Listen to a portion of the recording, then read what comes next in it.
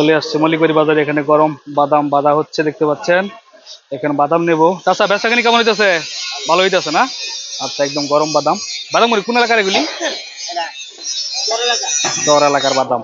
আগে বাদাম মনে একটু বড় সাইজ ছিল না কিছুদিন আগে, এখন একটু ছোট লাগছে না? ভালো বেশিটা না? আচ্ছা ঠিক আছে, তো দেন আমার 1 কেজি বাদাম দেন। তো উনি প্রতি হাটের দিনে এখানে বাদাম বিক্রি করেন। আর এখানে দেখতে পাচ্ছেন রয়েছে মানুষ চুল দাড়ি কাটতেছে।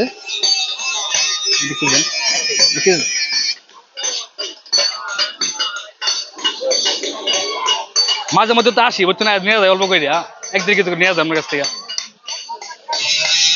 বেশি নিলে আবার পরে জায়গা, অল্প অল্প নিলে ধরেন সেলা বানানোটা হয়। তাদের কাছ থেকে বাদাম নিতেছি। তো